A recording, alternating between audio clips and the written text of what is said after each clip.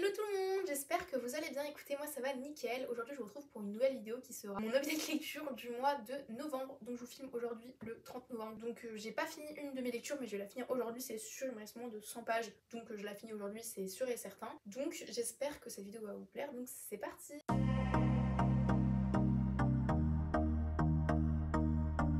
J'ai une petite aparté à vous faire, j'ai besoin de votre aide pour une vidéo. C'est une vidéo qui va être un vlog lecture sur des livres que vous allez choisir dans les commentaires. Du coup, un livre ou des livres que vous aimeriez bien que je lise et que je vous donne mon avis. Ça peut être des livres que j'ai, que je vous ai montré en book haul, ou des livres que je n'ai pas. Je dirais les acheter pour vous et donc je les lirai pour vous dans une vidéo vlog lecture. Donc je sélectionnerai 3 livres et du coup dites-moi dans les commentaires les livres que vous aimeriez que je lise et du coup que je vous présente après. Donc voilà, si vous voulez bien m'aider pour cette vidéo, ça me plairait énormément. Donc voilà, donc mettez vos suggestions dans les commentaires et je mettrai aussi un petit ask question dans mon Instagram mais quand du coup cette vidéo sera postée.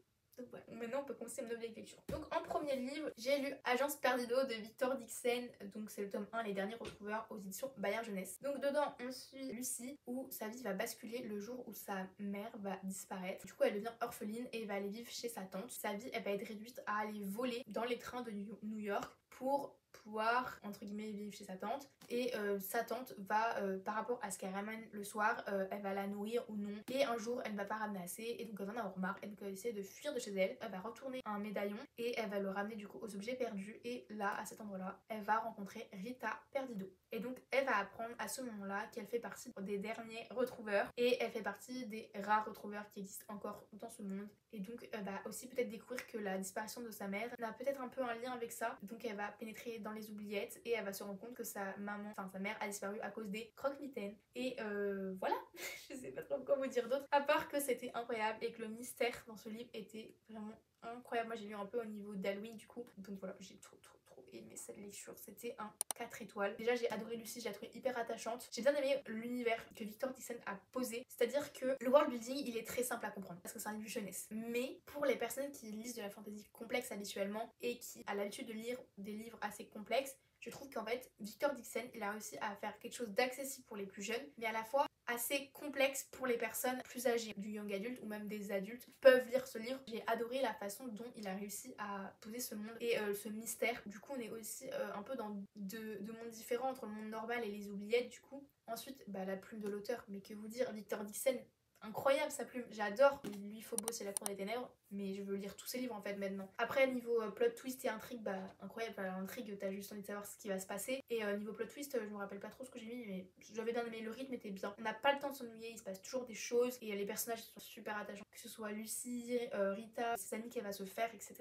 Donc vraiment, ce livre je vous le conseille tellement, une véritable pépite au final. Et en plus j'ai le somme parce que là j'ai lu presque, moi je l'ai acheté début octobre, le jour de sa sortie je l'ai acheté et je l'ai lu fin du mois, début novembre et je dois attendre octobre 2025 pour la suite. Voilà, j'ai le seum. Voilà, donc si Victor Dixon tu passes par là, j'ai le seum, il m'a envoyé un message, ça va arriver vite. J'ai fait non, ça va pas arriver vite. D'ailleurs en plus, si tu passes par là aussi Victor Dixon, moi je veux la dédicace de un croque-mitaine en particulier parce que vraiment c'est l'un des derniers qu'on croise. C'est pas le dernier mais l'un des derniers. Tellement je l'ai aimé ce croque-mitaine, je veux la dédicace de ce personnage. Je sais qu'il verra pas la vidéo mais c'est pas grave. Je t'aime beaucoup Victor Dixon. Et d'ailleurs, vous savez, je l'ai rencontré, je vous l'ai dit dans mon book haul du mois d'octobre et comment vous dire que il était trop gentil. On a parlé, déjà j'arrive et du coup il voit mon prénom parce que c'est pas mon prénom, il s'écrit L-O-U espace A-N-H genre Louane. Mais je sais, moi j'aime bien qu'on m'appelle Lou, mais bref, Louane. Et en fait, je fais oui, mon nom il est bizarre parce qu'à chaque fois que je l'appelle aux auteurs, ils me regardent, ils sont d'accord, très bien, mais comme tout le monde d'ailleurs. Et genre, et il me fait c'est originaire vietnamien et tout, je fais oui et tout. Et du coup on a parlé du Vietnam et tout, trop bien la conversation. Et il m'a dit du coup de lire ce livre période mystère Halloween. Et c'est ce que j'ai fait. D'habitude quand j'ai mes livres, souvent je les lis pas après. Et là c'est ce que j'ai fait. Et aucun regret, j'étais pile dans l'ambiance et tout. Enfin bref, trop bien. Ensuite, on va passer à la lecture. Je pense que je pourrais passer des heures sur Agence Perdido tellement je l'ai aimé. C'est mon petit bébé du mois, même si j'avais un coup de cœur. Bref. Ensuite, on a Très connu lui. Vous êtes sur le portable de Sam de Dustin Tao aux éditions Hachette. Lui, j'avais acheté en occasion, donc aucun regret de l'avoir acheté en occasion parce que très franchement, vous allez voir mon avis. En plus, là, il est en dédicace. Là, je vous filme fin novembre et il y a le salon de Montreuil et je l'arrête pas de voir dans les stories de Hachette. Il y a plein de gens qui vont vous faire dédicacer. Bref, donc on suit Sam et Julie. Julie qui est bouleversée après la mort de son petit copain Sam dans un accident de voiture et un jour elle va tomber sur une dédicace que Sam lui a fait et elle va décider d'aller appeler Sam au téléphone et Sam va répondre. Donc l'intrigue ça va être pourquoi Sam peut l'appeler et pourquoi ils sont encore en contact parce que on sait pas trop pourquoi mais ils sont que en contact par rapport à un téléphone et pas autrement. Voilà, donc je vous les résumer, il n'y a pas autre chose à dire. C'était un 2,5 étoiles, je vais vous expliquer pourquoi. Déjà, c'est un livre très hypé, je pense que vous le savez, il a été très hypé lors de sa sortie, par Hachette, etc. Il y en a qui ont pleuré, je ne sais pas pourquoi ils ont pleuré, enfin... Mais de toute façon, moi je n'ai jamais pleuré devant un seul livre. Les personnages ils sont assez attachants, enfin Julie est attachante même si elle m'a saoulée tout le long du livre, à mentir à tout le monde et à toujours appeler Sam, à toujours lui demander, je veux dire pourquoi c'est un 2,5 étoiles du coup. C'était toujours ça en fait, c'était je t'appelle tout le temps, tous les soirs et je demande à chaque fois pourquoi on peut encore s'appeler, et ça tout le long, tout le long, tout le long, et elle ment à tout le monde, à la fin c'est fatigant, enfin moi ça m'a saoulée, et son deuil elle le vit très mal, ça par contre je peux comprendre. Et en plus dans toute cette page elle se rend pas compte en fait, donc là il reste cette page, je dis au pif, mais dans tout ça elle se rend pas compte en fait que à force de l'appeler elle n'arrive pas à faire son deuil, elle fait pas vraiment son deuil. À un moment donné elle va comme se rendre compte que ça empiète sur son deuil et que ça ne l'aide pas à faire son deuil, mais à la fin ça m'a saoulée. Donc son comportement m'a énervée et du coup j'en avais marre que ça se répète à chaque fois. Après, pourquoi il y a 2,5 étoiles? Ce que j'ai bien aimé c'est comme le thème du deuil, comment il est expliqué quand même, parce que on sent sa colère, son désarroi, elle passe par plusieurs émotions. Le thème du deuil, il est abordé de façon très douce, c'est pas hyper poignant, il est comme abordé d'une façon assez agréable, donc quand même je vous le conseille, mais faut pas s'attendre incroyable. Voilà. Ensuite j'ai lu La Nuit des Temps de René Bergevelle je crois. Oui, René Bergevelle. Donc c'est un livre qu'on avait acheté avec ma maman pour le lire ensemble parce qu'on a très peu de lectures en commun. Si tu passes par là, je t'aime d'amour maman, mais je te déteste pour un truc, c'est que nous n'avons pas du tout les mêmes lectures. C'est-à-dire qu'elle n'aime pas la fantaisie parce qu'en fait elle n'aime pas les livres qui prennent du temps à se mettre en place, qui sont lents, et je sais pas, elle n'aime pas trop la fantaisie. Et elle va lire genre des livres beaucoup plus classiques on va dire, même si c'est pas forcément du classique, mais elle va lire du policier. Je sais pas comment vous donner comme exemple, mais par exemple elle va bien aimer les livres que je lisais en cours. Voilà, c'est un exemple concret. Ou d'autres livres comme... je sais pas ce qu'elle lit en fait. En fait, même comme ça, je pourrais pas vous dire ce qu'elle lit. Enfin bref, les livres qu'elle lit, ce n'est pas des livres qui m'intéressent. Mais bref, on s'était dit, on va quand même prendre un livre en commun. Et donc on a pris lui. Donc elle l'a lu l'année dernière et moi j'ai lu cette année. Je me suis dit, bah j'allais le lire. Donc d'où le fait qu'il est défoncé. Regardez les pieds là. Je souffre à chaque fois. Les livres, ils sont toujours défoncés quand c'est ma maman. Pareil, maman, je t'aime d'amour, mais pas quand tu fais ça au livre. Genre ça ne se maltraite pas un livre. Enfin si, il y a des livres qui se font maltraiter. Mais genre les livres de cours. Mais pas ça. D'accord? Pas mes livres. Bon, je vais vous faire un résumé du coup de ce livre. Ça se passe en Antarctique et donc il y a la mission scientifique française. Le professeur Simon ford la glace depuis ce qui semble une éternité. Oui, je suis obligée de lire le résumé parce que je me rappelle même plus ce que j'ai lu. Jusqu'à un jour où ils vont se rendre compte qu'à 900 mètres sous la glace, quelque chose appelle. Donc dans l'euphorie générale, une expédition du monde entier vont se mettre à trouver qu'est-ce qui se cache sous ces 900 mètres de glace. Comment vous dire? Alors ce livre, c'était un... Attention, une étoile. J'ai détesté. J'ai pas aimé. C'était une corvée de le lire. J'en pouvais plus de le lire. J'étais très heureuse quand je l'ai terminé. Tout simplement parce que déjà ma maman elle m'a dit t'inquiète, c'est incroyable, c'est addictif, tu vas voir, j'arriverai plus à le lâcher. J'avais juste une envie, c'était le balancer. Oh j'ai honte. Bref, continuons. Et du coup, j'ai pas aimé déjà les personnages, pas attachants du tout. J'en ai rien à faire des personnages. Ensuite, le monde, ça se passe en Antarctique d'ailleurs. Pour la vidéo qui sort la semaine prochaine, livre à lire en hiver. Je vous conseille celui-là, La Nuit des Temps, en Antarctique, si vous voulez. Je l'ai pas mis dans la vidéo, mais... Petit spoil, j'aurais pu le mettre, mais je n'ai pas aimé, donc je ne l'ai pas mis. Mais si vous voulez écouter, vous pouvez, hein. Voilà. Bon bref, revenons. Donc j'ai vraiment pas aimé ce livre, déjà j'ai trouvé des trucs assez problématiques parce que ça se passe déjà dans la guerre froide. Attendez, j'ai besoin de mon avis parce que je sais plus ce que j'ai dit sur ce livre, j'ai tellement voulu l'effacer de ma mémoire. Donc j'ai mis, pour le World Unique, je suis obligée de vous le dire parce que c'est super drôle, j'ai mis ça se passe en Antarctique lors d'une mission scientifique, il fait froid tout comme l'histoire qui est gelée sur place, donc pour vous dire il se passe rien. J'ai trouvé donc l'histoire un peu problématique parfois à cause de ses pensées et des idéologies de l'époque. Je vous ai dit c'est trop scientifique, il y avait clairement pas de rebondissement donc le rythme était très ennuyant, très plat et c'était très romantique, genre en fait t'avais une partie qui était très scientifique et d'un coup une partie très romantique et ainsi de suite. L'équilibre et la cohérence n'est pas là. L'intrigue, genre elle vendait du rêve comme ça mais au final ça m'a pas du tout donné envie. Donc bah je vous le conseille si vous voulez mais pas pour moi en tout cas. Vraiment pas. Ensuite, un livre où ça s'est mieux passé, c'est le livre qui refusait de brûler de Marc Laurence aux éditions Bragelonne. Alors ce livre, une véritable pépite. Donc on va suivre Évar qui est prisonnier d'une salle remplie de livres, plus vaste qu'une cité et plus ancien que l'Empire. Et on suit Livira, elle est arrachée à son village et elle va être emmenée dans des études qui est consacrée quand même à la lecture. Elle va souvent dans la bibliothèque, ils n'étaient pas censés se rencontrer. Mais leurs histoires vont se croiser à travers l'univers et le temps, là je suis en train de faire le résumé. Et donc on va les suivre et pourquoi ils vont se rencontrer. Alors, dit comme ça fait très romance. La romance ne fait pas du tout partie du livre, c'est peut-être 5-6% du livre, donc c'est vraiment rien. Donc c'était un coup de cœur. J'ai hésité à lui mettre un coup de cœur pour plusieurs raisons et au final, avec beaucoup de réflexion, j'ai décidé de lui mettre un coup de cœur. J'ai adoré les personnages, j'ai trouvé les personnages très attachants, en particulier Livira, alors en plus parce qu'on la suit plus et son histoire est plus touchante que celle d'Évar. Évar on le voit moins et je sais pas pourquoi j'ai réussi à moins m'accrocher au personnage, Mais Livira, dès le début, on suit son action, son passé qui est horrible, clairement. Et dès le début, on arrive à s'attacher à ce personnage. Livira, elle est enlevée de sa famille, elle est recueillie par quelqu'un qui va avoir confiance en elle et va l'emmener dans une école. Et on va la suivre. Moi, ce que j'aime trop, c'est qu'elle va dans la bibliothèque et elle va clairement se perdre parce que, je vais vous expliquer après donc pour le world building, mais incroyable. Et Evar, lui, il est arrivé dans cette bibliothèque un peu perdu. Donc il a 5 frères et sœurs, mais qui sont pas vraiment ses frères et sœurs. Genre, il les considère comme ses frères et sœurs. Et lui, il est arrivé là à cause du mécanisme qui l'a fait voyager et qu'il est arrivé ici. Donc pour le world building, c'est un world building assez complexe. Et j'ai vu beaucoup d'avis comme quoi ça prend du temps à rentrer dans le livre et je vous confirme, ça prend du temps à rentrer dans le livre. C'est vrai qu'il y a beaucoup d'informations. Vraiment, pour de la fantasy, c'est de la fantasy pure, genre 100% fantasy. Parce que le monde est riche, complexe, descriptif et complexe. Si vous avez pas l'habitude de lire de la fantasy, ne lisez pas ce livre, clairement. En première lecture, je le conseille pas du tout. C'est un peu vous dégoûter de la fantasy, tout simplement. Les descriptions, elles vont en profondeur, genre c'est pas le truc qui va... Chaque truc est très profond. Moi j'ai trouvé que l'environnement était grandiose, surtout la bibliothèque. Ma mamie à la bibliothèque, je l'ai trop aimé. Et puis on sent qu'elle cache quelque chose, genre vraiment tout le long on sent qu'il y a un truc. Ensuite du coup l'écriture de l'auteur, elle est juste incroyable. Elle est très descriptive mais elle est puissante, belle. Pépé. D'ailleurs c'est un livre écrit à la troisième personne, donc c'est pas à l'aise avec la troisième personne, pareil ça peut être compliqué pour vous. Oui, on enchaîne entre deux points de vue du coup, Livira et Evar que je dis, et ensuite plus Livira, comme je préfère vous prévenir. Il y a énormément de rebondissements dans ce livre, c'est un récit très lent mais il se passe toujours quelque chose, il n'y a pas le temps de s'ennuyer. Vraiment moi j'ai pas eu le temps de m'ennuyer en lisant ce livre, clairement. L'intrigue était très riche et très addictive et on voulait vraiment savoir qu'est-ce qui se passait, comment ils arrivent à au final se rencontrer. Leur relation au début se voit pas trop souvent, l'intrigue est très bien construite et très puissante je trouve. Et l'intrigue je trouve qu'elle porte aussi sur quel secret nous cache cette bibliothèque qui est très puissante. Voilà. Donc je sais pas quoi vous dire à part lisez-le. C'est une pépite de la fantasy, de la pure fantasy.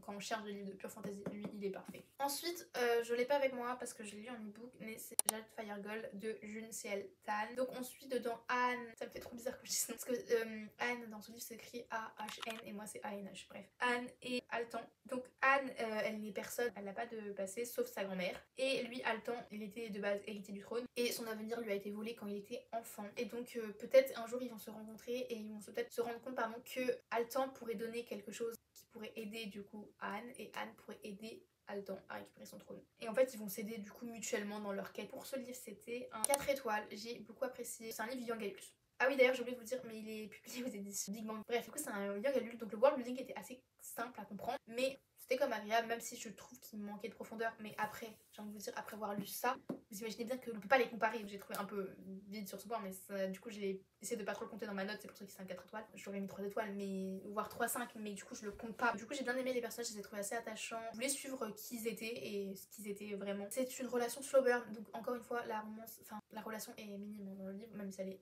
présente. Mais petit défaut des personnages c'est qu'ils trouvaient un peu trop simple mais c'est pareil parce que par rapport à le livre qui reflète de brûler, l'échelle entre guillemets et c'est ça quoi différent. Donc bon comme je vous dis le world building est très simple donc je peux le conseiller du coup en première lecture de fantasy. Le monde s'inspire de mythologie chinoise donc ça peut être très intéressant. Au niveau de l'écriture de l'auteur j'ai senti tout le long que c'était du coup du young adult. En soi c'est pas dérangeant non plus à part que oui parfois ça allait à une simplicité mais normal c'est du young adult. Donc après on a deux points de vue donc on est s'écrit à la première personne donc on a deux points de vue du coup Altan et Anne du coup forcément et je trouvais que c'était pas mal en fait parce que du coup ça permettait d'être dans la tête des personnages et du coup d'être dans la vérité totale de tout ce qui se passait donc c'était plutôt bien. Après au niveau des plot twists je les ai trouvés très prévisibles malheureusement bon c'est pas grave et ils étaient basiques et simples, enfin, ça allait pas chercher 3 pattes et un canard. Désolée, mais on a vraiment pas le temps de s'ennuyer. Le rythme il est bien quoi, c'était vraiment un véritable page turner. Enfin moi je l'ai commencé un peu, je l'ai lu en ebook donc forcément au début je le commençais, j'étais pas chez moi donc j'arrivais quand même à suivre l'histoire et après j'ai lu d'un coup les 50 derniers pourcents, je les ai vraiment lu d'un coup, enfin les 70 derniers pourcents. Par contre la fin, est-ce qu'on en parle de la fin? C'est un cliffhanger, donc ceux qui ne savent pas un cliffhanger ça se finit sur une intrigue pour la suite, ce que là il n'y a pas de suite. Donc si vous n'aimez pas les cliffhangers,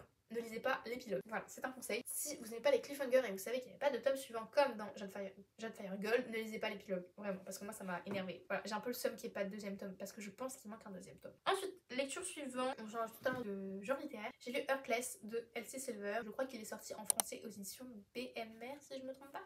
Je ne suis pas sûre. Donc on suit Cade et Willa. Cade c'est le frère du coup du tome 1 donc de Reds. Donc c'est le grand frère, il est papa et il a un fils qui s'appelle Luc. Luc il cherche une nanny pour pouvoir garder son fils cet été parce que lui bah du coup il a pas mal de choses à gérer, il a le ranch de sa famille, il a ses compétitions. C'est Summer, la protagoniste du tome 1 qui va lui conseiller sa meilleure amie Willa. Willa elle est barman, elle n'a jamais eu d'expérience avec les enfants mais elle est comme intéressée. Et donc quand elle va arriver là-bas elle va se rendre compte que en fait l'alchimie entre eux deux va passer tout de suite mais c'est un enemies to lovers quand même. J'ai du mal à parler de romance, c'est pas mon truc les romances. Du coup, au niveau des tropes dedans, on est sur un... Je sais pas si on dit un trope ou une trope, un ou une trope. je sais pas. Bref, il y a Eddie Gap, donc l'âge, donc ils ont 13 ans de différence. Moi je suis pas ce genre de truc, mais ça m'a pas dérangé tant que ça dans ce livre. On a Enemies to Lovers, Forced Proximity, donc proximité forcée, forcément, du coup ils doivent habiter dans la même maison. Il y a la Small Town, tout le monde connaît tout le monde, et Single Dad du coup forcément. Et donc pour Lady Gap, Cade a 38 ans et du coup Willa a 25 ans. Ah oui, on a aussi un Grumpy X Sunshine qui se ressent du début à la fin. Dès le début, genre tu sais que c'est un Grumpy X Sunshine, j'ai même pas eu besoin d'aller regarder sur internet pour être sûr et tout, c'est vraiment dès le début on sait que c'est un Grumpy X Sunshine. Moi j'ai réussi à m'attacher aux personnages, enfin en fait c'est le plus de ce livre, je trouvais les personnages attachants, que ce soit les personnages secondaires et les personnages principaux, vraiment tous attachants les uns que les autres. Donc ça c'est un petit plus, c'est un 3.5 étoiles. Moi ce livre il s'est divisé en 3 parties différentes. La première partie j'ai trouvé très intéressant, très addictif, j'ai adoré les personnages, l'histoire, etc. Deuxième partie on est passé aux scènes explicites. Alors là, si vous savez pas, mais Elsie Sliver pour les explicite c'est la reine, c'est pour être hot c'est hot, pour être spicy sur 5, moi je mets 5 tu vois. Donc voilà, et j'ai sauté les livres, mais même en sautant les passages c'était très très hot, faut le dire. Donc voilà, donc ça j'ai pas aimé forcément. Et troisième partie, il y a eu quelque chose que je n'aime pas dans les livres qui est arrivé, je vais pas vous dire quoi parce que ce serait vous spoil l'histoire. Après c'est mon point de vue à moi, et ça c'est moi qui n'aime pas ça, il y a des gens qui peuvent l'aimer, donc ça je peux rien dire. Ce qui s'est passé c'est vraiment quelque chose que je déteste dans les livres et que je n'apprécie pas, donc j'ai été limite à l'abandonner. Donc bon, il y a juste la première partie que j'ai aimée et qui fait que c'est un gros 5 étoiles parce que j'ai comme aimé. J'ai trouvé leur relation mignonne quand même, etc. Genre ils sont drôles à un moment donné à se faire un petit jeu. Et du coup la troisième partie où c'est mon avis et mon ressenti parce que je n'aime pas ce genre de choses. Et la deuxième partie du coup c'est explicite beaucoup trop. Mais si vous avez la romance, cool. Et vous pouvez aussi le lire en première lecture en anglais parce que c'est assez accessible. Ensuite j'ai lu La Cour des Ténèbres de Victor Dixon. J'ai lu beaucoup de Victor Dixon ce mois-ci. Donc c'est le saga Vampiria qui sera en 9 tomes je crois, mais en 3 trilogies différents. Comme vous savez dans mon book haul du mois d'octobre j'ai acheté le tome 2 et en fait je sais que je me souvenais pas assez du tome 1. Donc c'est une relecture, tout simplement parce qu'en fait je l'avais lu en juillet 2022, mais en fait j'ai été un peu en mode panne de lecture à cette période là. C'est à dire que je lisais des livres parce que j'étais pas en panne de lecture à ne pas lire, mais je lisais les livres sans vraiment m'en souvenir. C'est à dire que je lisais des livres mais sans vraiment apprécier mes lectures si je puis dire, donc en fait je lisais mais sans comprendre. Bref, du coup je me suis dit bah je vais faire une relecture et aucun regret d'avoir fait une relecture parce qu'il y avait plein de choses que je n'avais pas retenues. Donc dedans on suit Jeanne Froidelac qui est une roturière qui fait partie de la plus basse échelle des humains entre guillemets dans ce monde de la Cour des Ténèbres, parce qu'il y a les mortels et les immortels, parce que dans ce monde Louis XIV s'est transmuté en vampire en 1715, donc il est devenu le roi l'immuable et il règne un peu sur la Magna Vampiria. Certains peuvent être des immortels et d'autres des mortels, donc Jeanne Froidelac est une immortelle, va assister à l'assassinat de sa famille et donc elle va vouloir se venger. Pour monter dans la cour, elle va usurper l'identité de Diane et donc elle va arriver à une école pour être formée pour son entrée à la cour et elle va participer à un concours pour devenir la pupille du roi. Et donc elle va monter comme ça pour aller essayer de se venger contre sa famille qui a été clairement sauvagement assassinée. Donc ce livre était un 4,5 étoiles alors que de base j'avais mis 4 étoiles, donc il a monté dans mon estime. Donc j'ai bien aimé les personnages, j'ai bien aimé Jeanne. En fait j'ai trouvé badass, c'est-à-dire elle hésite pas, elle y va, elle montre ce qu'elle peut faire. Victor Dixon a super bien construit son personnage, genre vraiment incroyable. On sent aussi tout le long de le livre son envie de se venger. Et je voulais juste rajouter un petit truc, même si c'est pas un des personnages, enfin si ça fait partie d'un personnage principal, mais on la suit pas parce que ce livre est à la première personne, c'est Naoko, son amie, sa meilleure amie on va dire, qui est adorable, elle est fidèle. Quand elle dit qu'elle pourrait donner tout pour son amie, elle le fait. Du coup j'ai adoré le world building, du coup bah comme je vous ai dit c'est 300 ans après la transmutation du roi Louis XIV qui est devenu du coup un vampire, et j'ai trouvé incroyable l'histoire, comment Victor Dixon l'a construit. Et surtout j'ai adoré parce que ça se passe à Versailles et moi je suis, si vous ne savez pas, je suis allée une fois à Versailles, j'aimerais trop y retourner, mais vraiment Versailles pour moi c'est un endroit que j'aime trop. Alors être dans ce monde là c'était incroyable. Et au niveau des plot twists il se passe masse de choses, genre c'est incroyable. Alors par contre pour voir du sang couler, il y en a, moi j'avais oublié à quel point, mais j'ai été choquée dans ce livre, j'ai eu le ventre retourné de nombreuses fois, j'étais là mais oh, c'est pas aussi. Parfois je lisais après le repas, j'étais au bout de ma vie, mais très bon livre, moi je vous le conseille vraiment. J'ai trop hâte de lire le tome 2 parce que incroyable en fait. Pour voir du sang couler, on voit du sang couler. Voilà, je vous préviens. Et donc le dernier livre, je ne l'ai pas terminé, il me reste moins de 200 pages, donc je vais le terminer aujourd'hui, ça c'est sûr. C'est Heartless Hunter aux éditions PKJ de Kristen Ciccarelli. Donc je l'ai acheté ce mois de novembre, donc vous verrez dans le book haul de novembre. On suit Rune Winters et Gideon Sharp. Donc Rune c'est une sorcière, le jour c'est quelqu'un de normal et la nuit elle devient le Sphinx rouge, qui est une sorcière qui protège les autres sorcières. de la purge et elle a besoin d'informations cruciales pour sauver une sorcière. Et du coup d'un autre côté on va suivre du coup Gideon Sharp qui lui méprise du coup les sorcières et va les chasser et du coup les emmène à la purge. Il a un petit doute quand même sur Rune que ce serait peut-être le Sphinx rouge, mais il est pas sûr. Tout qui commence à aimer malheureusement Rune. Voilà, c'est un peu Witch x Witch Hunters, donc sorcière contre chasseur de sorcières. On a un slow burn avec un ennemi slow burn forcément. Bon, c'est une romance fantasy. Moi je dirais plus fantasy, mais bon, bref voilà. Et j'aime trop, c'est hyper addictif. En fait je sais pas comment vous le décrire. Même dans mes avis que je vous fais sur Instagram, je sais pas comment vous décrire à part que je trouve. J'adore en fait, je trouve addictif le livre, c'est un page turner. Les personnages j'aime trop, genre je suis trop attachée aux personnages. Là il y a eu leur révélation de leur passé à chacun et je le trouve très touchant leur passé. Ça explique pourquoi ils sont devenus comme ça et j'ai trouvé que ça les rend encore plus attachants. Ensuite les personnages, donc il y a Verity et Alex. Donc Alex c'est le frère de Gideon. Je sais pas si on dit Gideon. Bref, moi j'ai Gideon. Mais bref, Gideon, son frère il est pépite, il est trop mignon, j'aime beaucoup, on sent leur motivation à chacun et c'est très beau à voir. Donc je vais vous dire la note, je pense que ça sera un 4,5 étoiles. Donc voilà pour cette update lecture du coup de 8 livres. Donc là il y a 7 livres, c'est normal parce que du coup il y en a un qui est en e-book. Ce mois-ci j'ai enfin eu un coup de cœur depuis, ça fait très longtemps que j'ai pas eu de coup de cœur. Je crois que mon dernier coup de cœur c'était La fille et la déesse de la lune, donc ça date quand même de juin ou mai, donc ça fait très longtemps. Donc voilà pour mon bilan lecture de ce mois de novembre, j'espère qu'il vous aura plu. Si vous avez lu l'une de ces lectures, dites-moi dans les commentaires votre avis. Dites-moi aussi les lectures que vous avez lues au mois de novembre. Si vous avez aimé cette vidéo, n'hésitez pas à la liker, à vous abonner, à me suivre sur Instagram qui est dans ma bio, à participer à une vidéo que j'aimerais bien, du coup que j'ai dit au début de la vidéo. Et donnez-moi des titres qui vous plairaient. Pour ce je vous dis à la prochaine pour une prochaine vidéo. Salut!